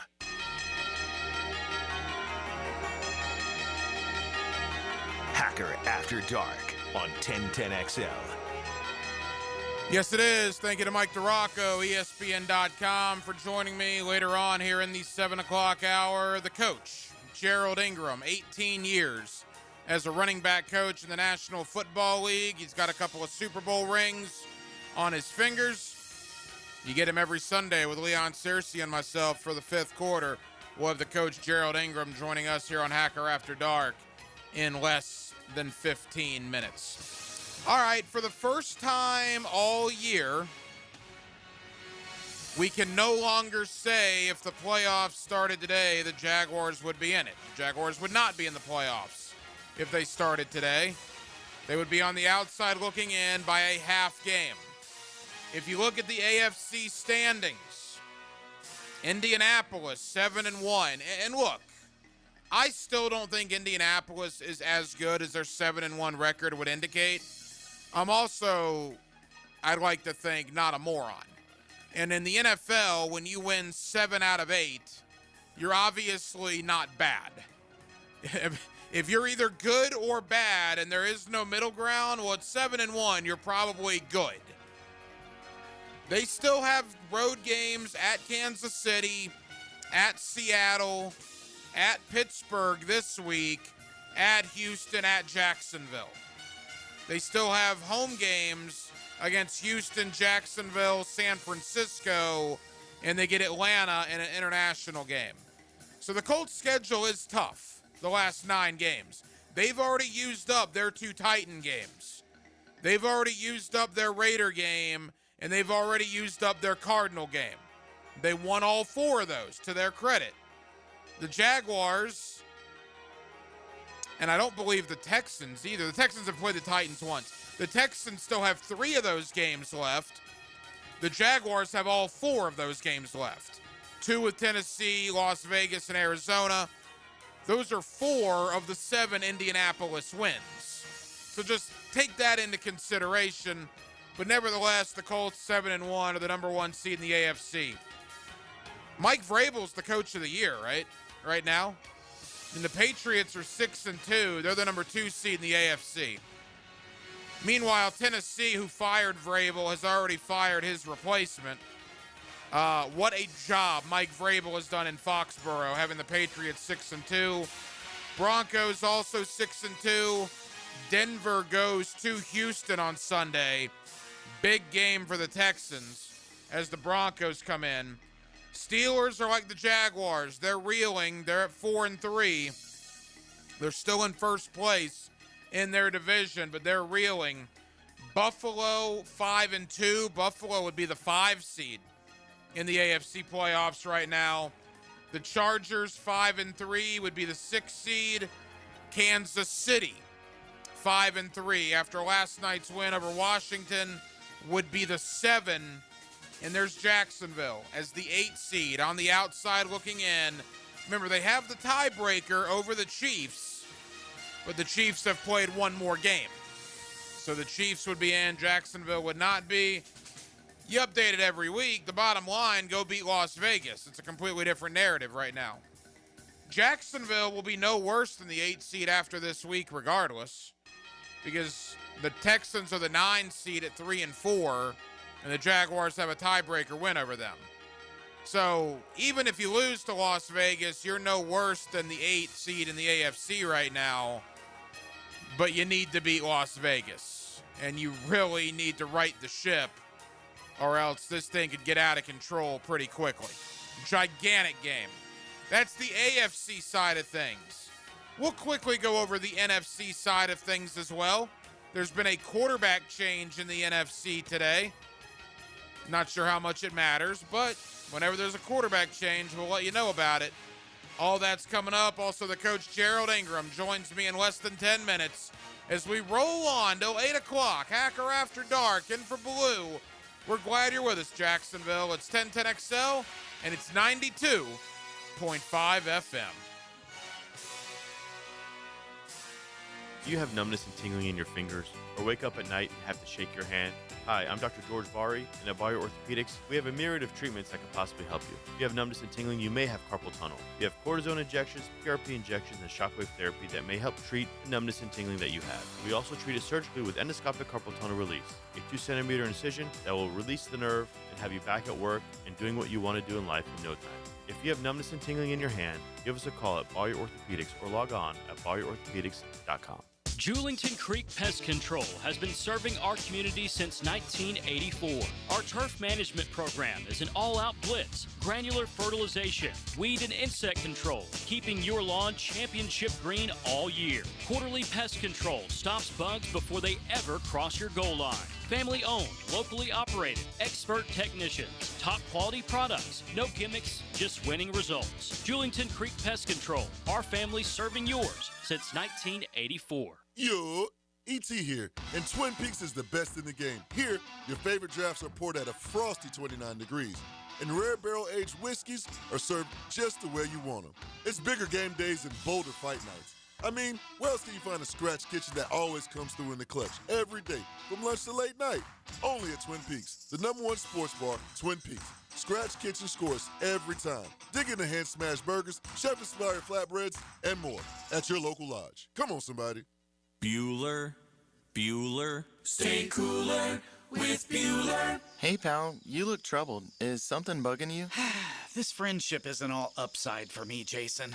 People keep asking me stuff about you. They ask you about me? Is it really cooler with Bueller, they ask? So I say, totally. And they say, how do you mean that? And I say, he fixes air conditioners, which literally makes somebody cool. But he also has cool sunglasses and cool people and a cool family. And I try to make working at Bueller Air and Plumbing a really cool experience for our technicians and plumbers. We treat our people like gold, and they treat our homeowners the exact same way. Great. Well, now there's another cool thing I've got to remember. This is a lot of responsibility, Jason. Life can get hectic sometimes. If you don't take a moment to slow down and appreciate all the cool parts, you could miss it. Do people ask you about me at all? Weirdly, they do. Stay cooler with Bueller. Visit BuellerAir.com. Jacksonville, hunting season is here, and nobody gears you up like Green Acres Sporting Goods, home of the largest archery pro shop in Northeast Florida. They've got everything for all seasons: archery, black powder, and general gun season. Green Acres is a fully stocked Browning dealer with ammo, accessories, and safes. Don't miss out on Florida's Second Amendment sales tax holiday, happening now through the end of the year. Gear up today at greenacresporting.com. If you like winning, this is former Jaguar linebacker Tom McManus, and I'm excited to introduce you to J-Dog Junk Removal and Hauling of Greater Jacksonville. If you're a property manager, contractor, builder, realtor, or homeowner, get that feeling of success with less stress. I've used them, my friends have used them, so get your free junk removal and hauling estimate today. Now I call that a win. Veteran-owned and operated J-Dog Junk Removal and Hauling. Call 506-1256. We haul it all. 1010XL, presented by Farah and Farah, exclusive injury law firm of the Jacksonville Jaguars. Still, present, ready. Farah doesn't flinch. Now the cool down with Donovan Air, Electric and Plumbing, keeping Jack's cool since '87. Boy, we've talked about a lot today. Obviously, the coaching search for the Florida Gators, how the OSU job opening impacts that. Florida State. They just postponing the inevitable with Mike Norvell. Obviously, have spent a lot of time on the Jaguars, getting ready for the Raiders. Miller Electric Center tomorrow. Liam Cohen will talk to the media. Trevor Lawrence will talk to the media. I'll be down in the locker room tomorrow afternoon. I'll get some one-on-one conversations that we will play tomorrow evening here on Hacker After Dark. So a lot of football, and we got to get ready for the World Series. What kind of encore will we have tonight? After 18 innings last night, what do the Dodgers and the Blue Jays have in store for us this evening? Game 4, Ohtani on the mound for the Dodgers. First pitch coming up here in just a little bit. Quickly, we did the AFC playoff picture last segment rather. The NFC playoff picture, I did say there was a quarterback change in the NFC. Spencer Rattler, who was benched last week in New Orleans, has now been benched for the foreseeable future. Tyler Shough, the rookie for the New Orleans Saints, gets the call. Again, the Saints are one of the worst teams in football, 1-7. Why not see what the rookie can do? So Shough will get the call. Spencer Rattler to the bench. NFC playoff picture. If the NFC playoffs began today, Green Bay is your number 1 seed. The weird thing there is, remember, they had a tie with Dallas. They're 5-1-1, which is a greater winning percentage than Philadelphia's 6-2. So even though Philadelphia has one more win, Philadelphia also has one more loss. So the Green Bay Packers are currently the 1 seed in the NFC. Philadelphia is the 2. Boy, give it up to Tampa Bay. They have been decimated by injuries. Mike Evans, Chris Godwin, Bucky Irving. I mean, you name it. They have lost all of their guys for a period of time, it seems, at the skill positions. Offensive line has been obliterated too, and they're still 6-2. And they are currently the 3 seed in the NFC. Seattle, we know how good they are here in Jacksonville. They are currently the 4. The Detroit Lions are the 5. The LA Rams are the 6. And San Francisco right now would be the 7. You know, Denmark, it's interesting because I think the thought coming into the year was that the AFC top to bottom was better than the NFC. I don't think so, man. If you look at the current 7 playoff teams out of the AFC, Colts, Patriots, Broncos, Steelers, Bills, Chargers, Chiefs, you compare that to Packers, Eagles, Bucks, Seahawks, Lions, Rams, Niners. NFC's better, right? 1-7 than the AFC right now? Yeah, I'm trying to think of the AFC. Joe Burrow's hurt. Lamar Jackson's been hurt. Yeah, Lamar Jackson's been hurt. Brock Purdy's been hurt. So it is kind of a little skewed in that sense. But, yeah, I mean, for a long time, the NFC was better than the AFC. And then the AFC started having better quarterbacks in the last couple of years. Quickly, off the top of your head, the top 4 seeds in the AFC, can you name the quarterbacks? Daniel Jones. Yep. It'll be, AFC, the Chiefs of Mahomes. No, not a top 4 seed. So Bo Nix. Bo Nix, yep. Okay, that's the West. The North would be Aaron Rodgers. Aaron Rodgers. So I give you the South, the North, and the West, the East. and the East. It would be Josh Allen. Drake May. Oh, that's right. So your 4 quarterbacks of the top 4 seeds currently in the AFC, Daniel Jones, Drake May, Bo Nix, Aaron Rodgers. If you had that on your bingo card 2 months ago, well, give me some lottery numbers while you're at it. So we'll see. We're just now getting to the halfway point. Teams that have not had a bye week will, I guess, technically officially reach the halfway point of their season this upcoming Sunday. The Jaguars obviously have had a bye, so they won't reach the halfway point until next week during that Houston game. But 50% of the way home for some teams after this week. Playoff picture not really taking shape yet, but you start to see some tendencies, and it does appear that the NFC on paper looks superior to that of the AFC, and I don't think anybody would have said that 2 months ago. Let's talk to a man that's coached in the NFL for 18 years, won a couple of Super Bowl rings on Tom Coughlin's staff with the Giants. My buddy Gerald Ingram. You get him every Sunday on the 5th quarter alongside Leon Searcy and myself. And the coach is always kind enough to join us here on Hacker After Dark. Let's preview Las Vegas. Let's talk about what needed to happen during the bye week. Gerald Ingram next, right here with me on Hacker After Dark. The action.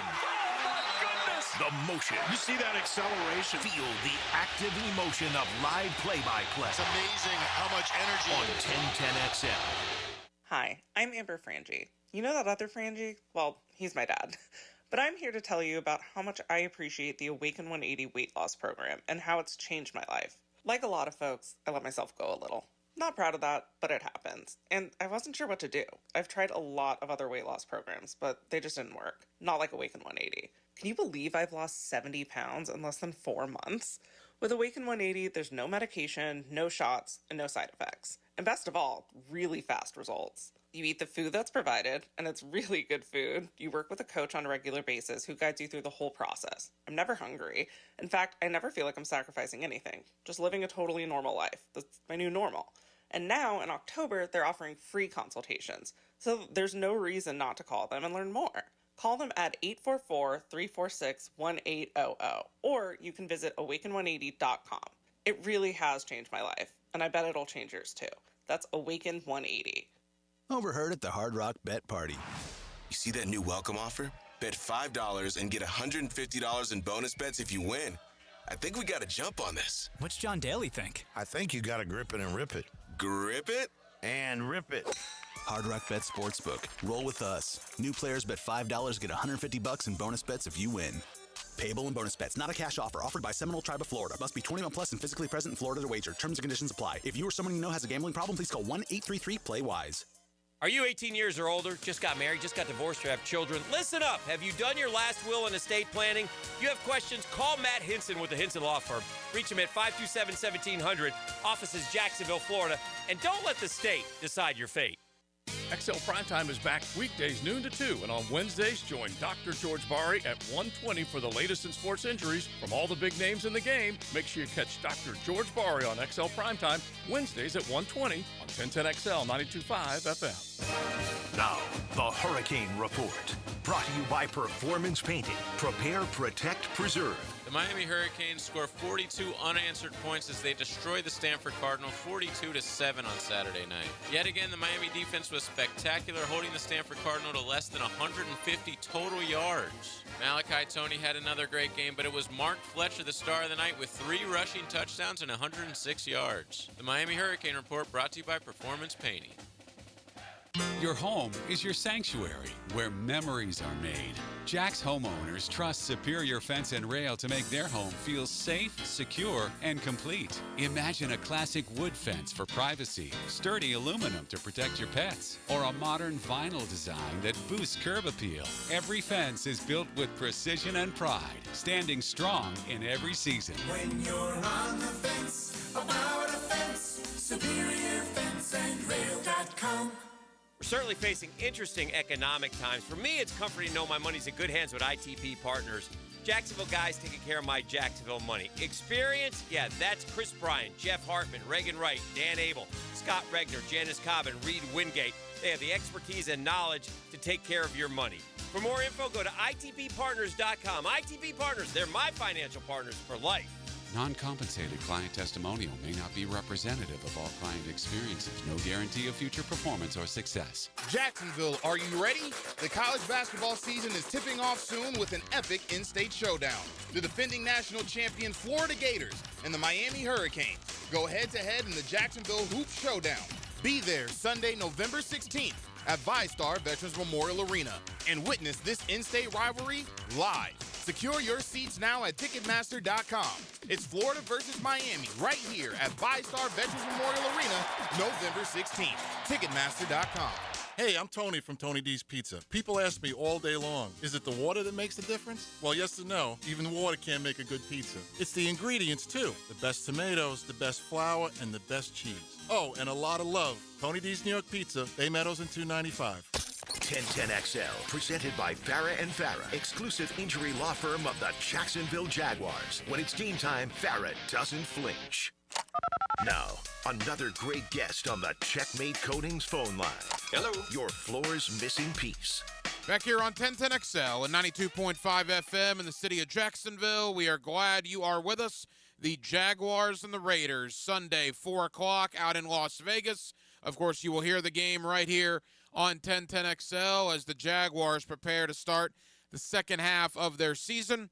2 hours after the game concludes on Sunday, you'll get the Pro Bowler Leon Searcy, the coach Gerald Ingram, and myself for the 5th quarter right here on 1010XL. Speaking of the coach, Let's talk to a man with 18 years coaching experience in the National Football League. He's got a couple of Super Bowl rings on his finger. That's my buddy Gerald Ingram, always kind enough to join us here on Hacker After Dark. Coach, how we doing, pal? Oh, it's a wonderful day, and it's always fun talking football with you. Hope you enjoyed the bye week. I know you got away for a little fishing and whatnot. Looks like you had a good time.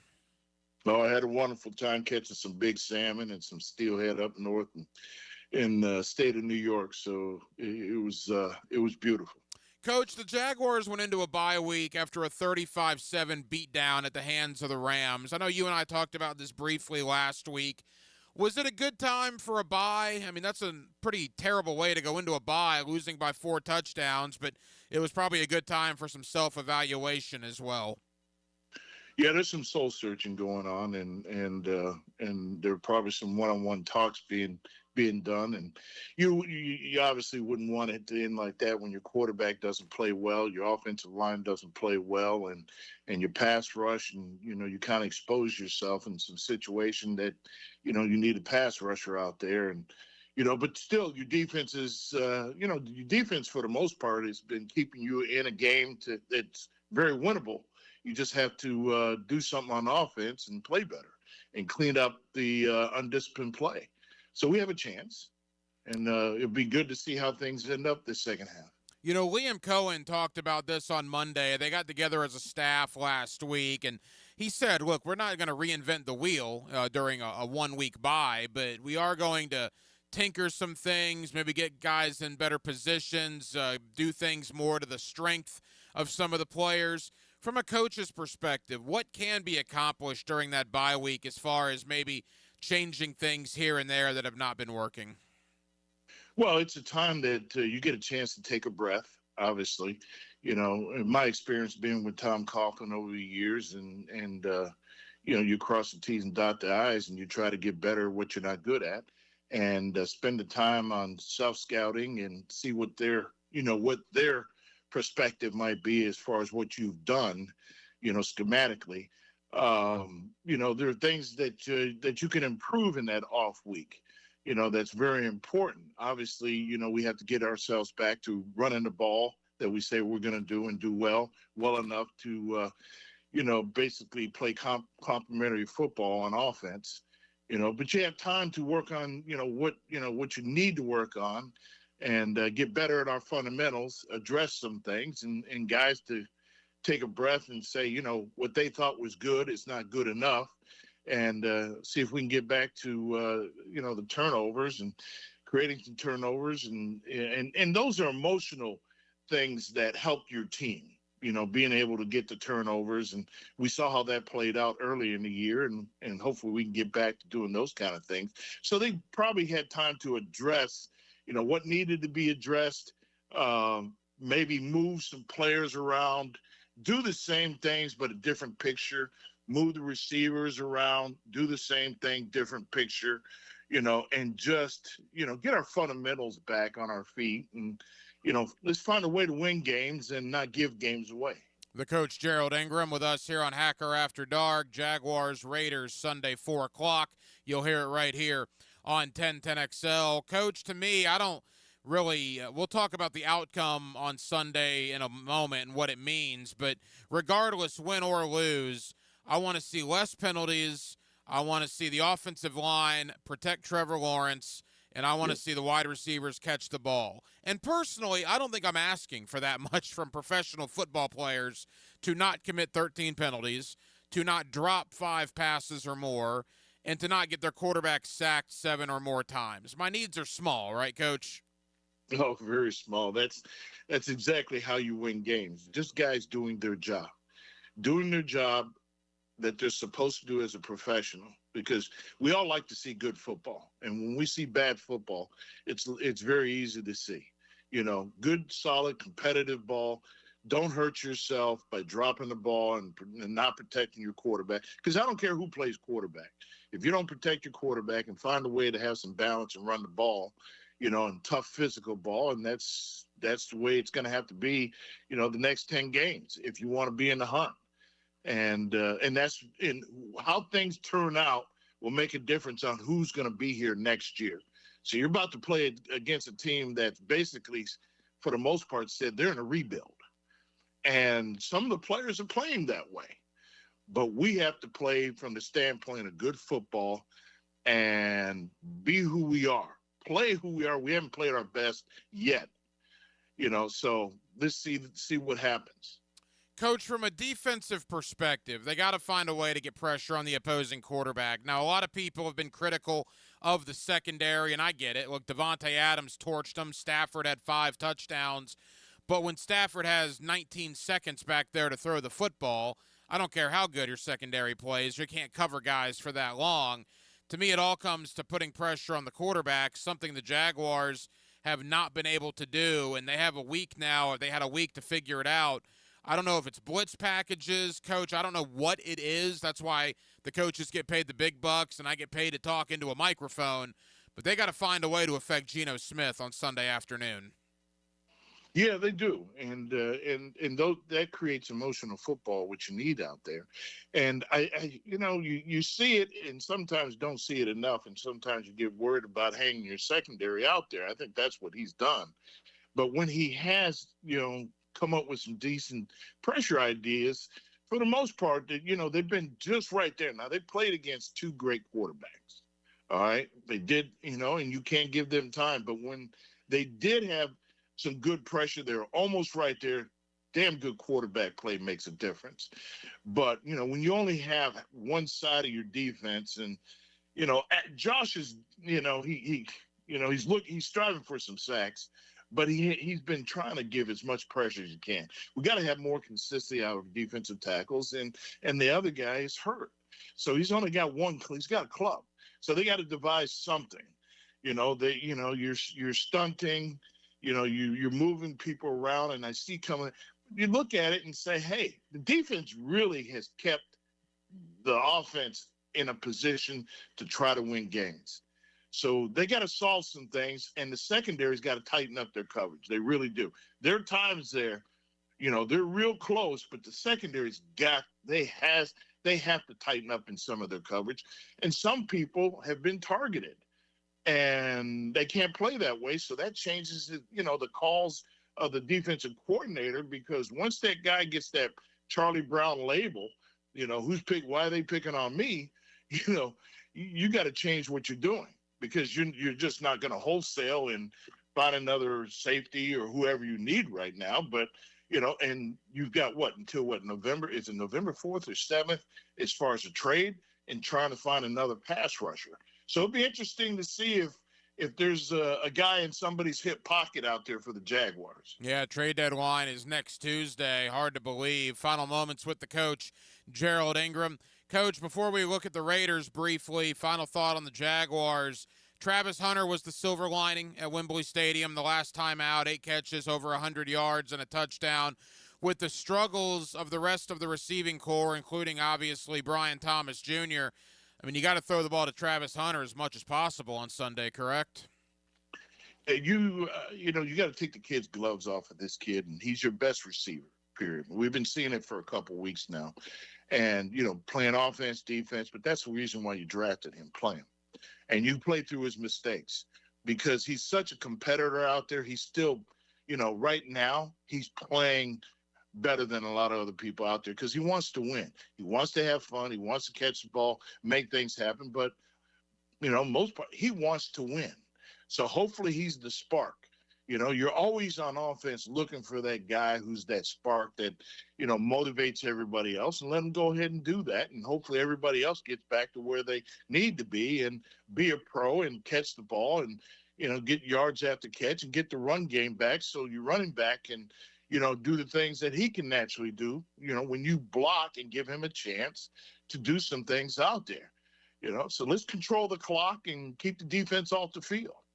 Coach, final thought. The Jaguars were embarrassed their last time out. I think this is a huge game for Jacksonville. If you win, you calm the waters. You right the ship a little bit at 5-3.